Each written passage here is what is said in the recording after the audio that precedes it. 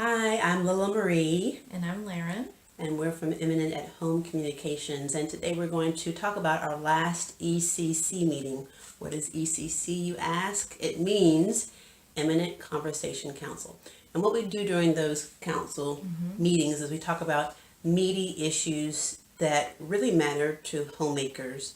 We create a space to share ideas, to grow, and to be encouraged to apply new tools for living that empower us in our homemaking life and benefit our family and communities. Well, last time I unfortunately had to miss, but it was a really good topic. It was the topic of feminism, Yes. and that's been a hot button issue for decades.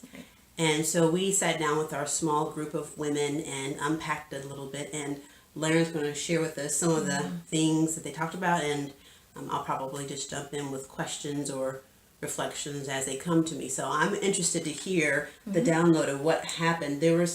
We had some ideas going in, and then we learned some new information, some things that we weren't expecting from Right. the women. And what were some of the things?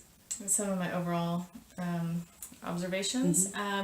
Well, one of the things I thought was really interesting was that everybody pretty much had a very similar frame of mind. So these are all women that are Christian. They all go to church, and we actually came upon one of the terms that they preferred using rather than feminist is biblical womanhood, and I'm sure that's something that people have heard before. Okay. But basically, meaning that we're free in Christ. We have the freedom and the ability to live and use the gifts that the Lord has given us, and to be and to not feel held back, but to use the gifts and the talents that God's given us in our community. But can I ask you, how does that relate to feminism? What did the women say was the benchmark difference between the two of those terms? Right, great question. So they really viewed feminism as a construct of our society outside of the realm of Christ. So as something that our culture put together. For the most part, they had a bit of a negative viewpoint of feminism.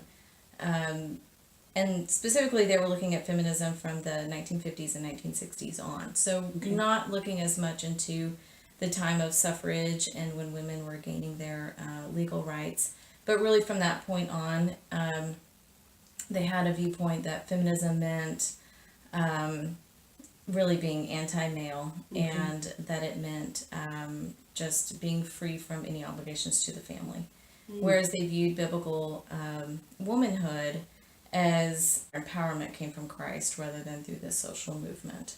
And so it sounds to me like that perhaps they're not against the original purposes of feminism, which was an equalizing movement, but there was a reaction to the kind of PR, the spin, the connotation of what it means today, so that perhaps they're against the antagonistic persona of feminism, but perhaps not against the hope and the right of equality and fair treatment and educational pursuits and so forth.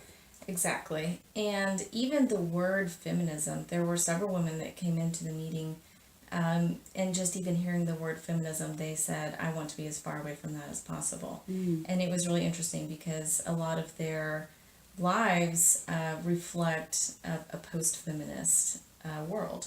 So, obviously being able to enjoy things like education and being able to work and to not be harassed in the workplace. And so these are all things that came up in the conversation that have things that have benefited us from the original feminist movement. But even just the word feminism was something that caused a very specific reaction. It made it difficult for them to see the benefit of that original wave of feminism. Wow. Yeah. That is, my friends, that is the power of the word, of all words, and that they have meaning and that they create these reactions and responses in us. And so that's really interesting to see how that truth play out, and just being able to say a word and have people have immediate, visceral responses to that word. Absolutely. Yes. And it was interesting that they, so one of the things that they were able to agree upon were the some of the cultural things that have affected women over time, like the church, and their point of view that they really misused the word submission, and that was a big deal, that they felt that the church at large hindered women in their equality since the beginning of time. And so that was something that they were able to really agree upon there. Well, in case there's someone watching who, for whom the word submission, like feminism, has a strong Yes. impact, it causes strong reactions, could you share with us just our understanding of what submission means biblically, so when we talk about it, people won't be thrown off by the word and miss Sure. the information?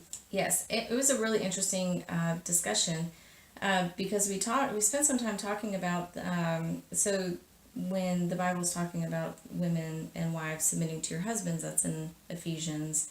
The verse before that is actually talking about the husband and the wife submitting to one another, but then wives submit to your husbands, and that husbands are to love their wives with the love of Christ. And so what we came to is that there's a real covering of love and peace in the terminology, that it is a give and take for both the man and the woman submitting to one another, but that ultimately at the end the husband is the authority. He takes responsibility for what happens in the household.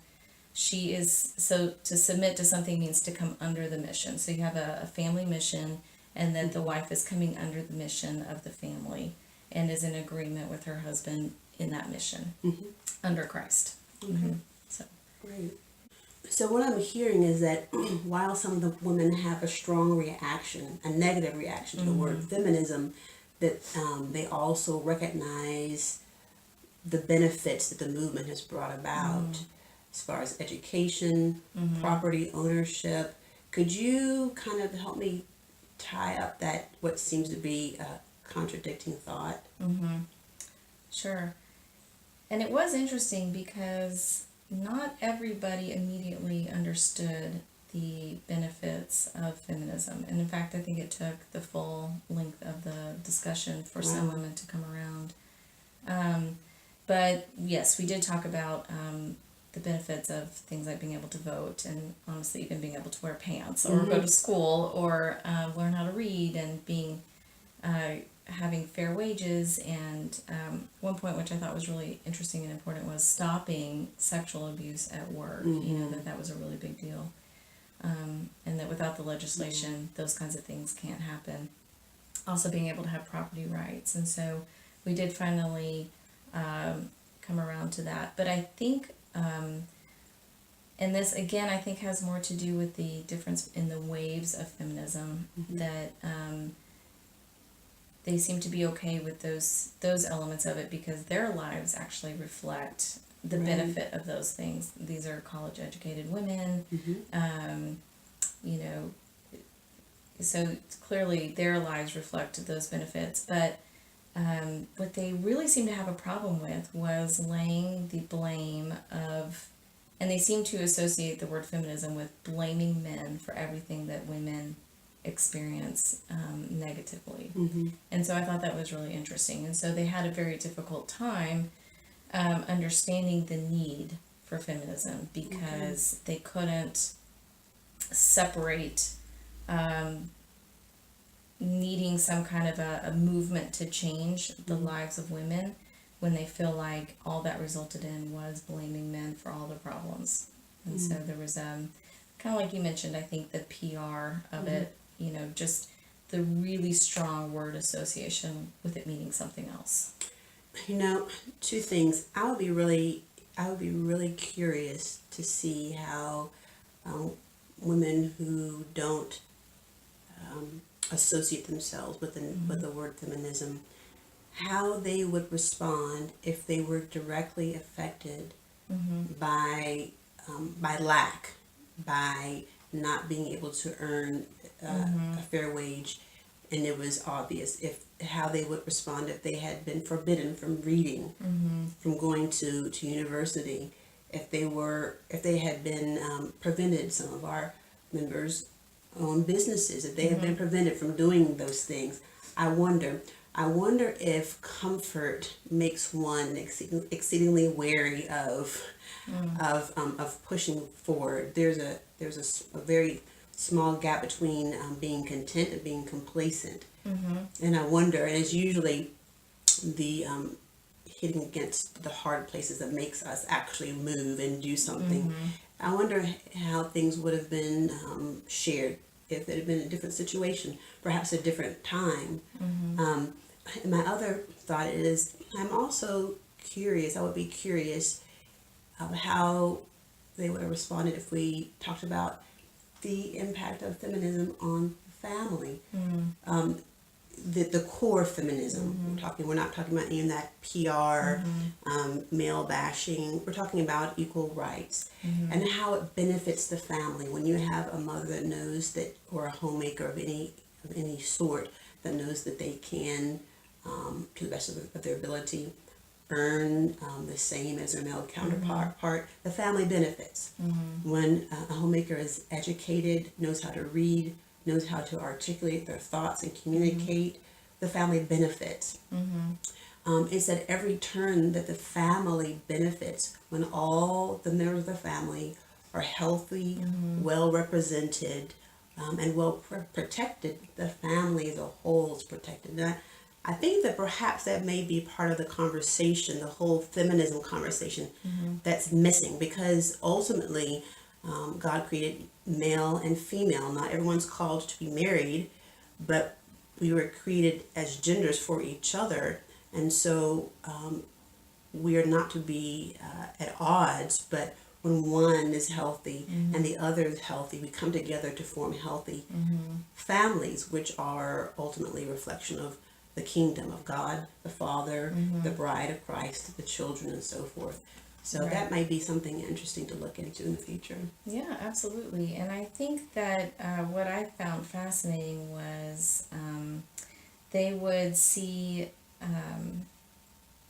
that, and what they considered the biblical womanhood was this idea of having this equality with their husbands in this eternal realm that we're talking about.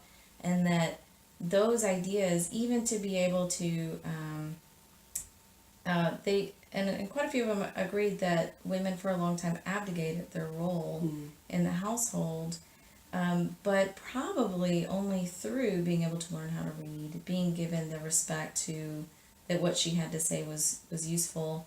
Can she really take that role? So perhaps it wasn't as much about abdicating her role to begin with as much as it was she was simply ignorant of it, and perhaps the husband was as well. We did spend some time talking about the patriarchal views of the church for a very long time, and how that was detrimental to the household in general.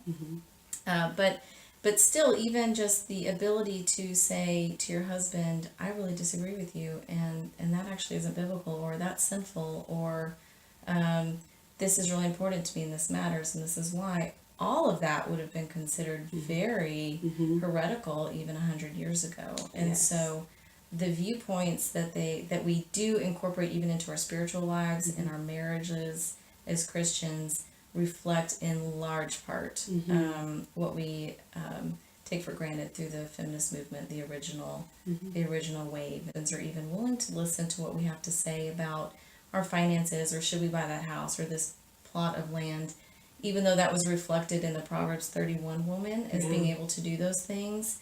That really was not a reality for most women throughout the ages. And I find it so interesting when we look even to some of the words that Jesus shared with us and the people that he associated with. We've talked about, and it's probably been said in other places, that he was the original, we'll say, pro-female individual, because he championed and valued women obviously because he understood. He was Right. he was there at creation and had part of creation, and I think that he pointed the way. I find it interesting that it took humanity so long to catch up with very direct words and direct demonstrations that he left for us. It took so long for humanity to get thus far, but also how it's been so twisted in the meantime. Yes. I find that very curious, but I just wanted to say for the record that people of biblical faith, or people who maybe don't know the God of the Bible, that Christianity is not against men and is not against women. It's pro humanity, being redeemed through Jesus Christ, and so that's always should be a real benchmark whenever we're testing or thinking about an idea, a word, a movement.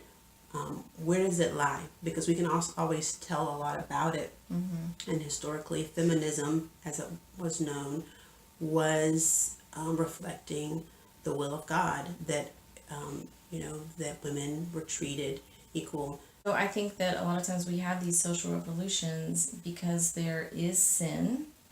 There's a lot of people who don't know Christ, and so when they're looking for solutions, they're not necessarily going straight to the church. They're not looking straight at Jesus Christ as a way to fix it.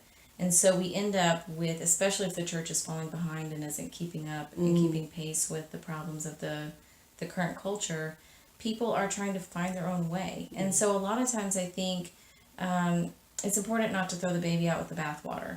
You know, I believe there was a reason for the change. There was a reason for the original feminist movement, and it came about from just simple sin and corruption in the world, however you might want to think that looks like. And then by nature, as people, we're just searching for solutions, and if you're not looking to Christ, your solution isn't going to be perfect. And so that's just reality. So I think it is important to sit back and to be sober and to think about, are there problems with the feminist movement? Yes. Even the first wave of feminism, even if you're just talking about the legal protections and whatnot, yeah, there's problems with it. It isn't a perfect solution. But I think the overall point is people are looking for hope. They're looking for peace. They're looking for a way out. They're looking for truth. And if that, they're on this side of heaven, they're never going to perfectly find that truth, but we can try, and I think that at the end of the day, that's what we need to focus on, that there is a desire to make something right. You see, it's unfair and unjust, and the desire is to make it right. And I think the church, we can do a good job of coming alongside and understanding that, and helping guide people towards a better truth. I like how you've summed that up. And so what I'm hearing, and maybe our takeaway, is that the body of Christ needs to engage culture, to be active participants, to help to form the vocabulary and the wording of the day, to be the backbone, the guiding force for these necessary movements, and that we should not shrink back and hide, but be the forefront, Right. so that we have a say, that we bring Jesus to the table, and so that we do have something to offer. And so I appreciate the way you summed that up. Yeah. Well, it sounds like it was really a very fascinating conversation. Such deep-seated thoughts and ideas about this word feminism. I think it would be really interesting to hear from you what you think about this notion of feminism. We invite respectful, thoughtful comments. We are here to discuss this topic with the goal of coming to an understanding, gathering tools and being empowered so that we can move forward as a joint community of homemakers, because we ought to be for one another. We thank you for joining in this time. And if you are thinking of sending in a video or writing back to us, you can do that at admin@imminentathome.com, and we would really love to hear what you have to say. Hey, homemakers, remember, we want you to know that you are imminent. Thanks for joining us. We'll see you next time. Bye. Bye.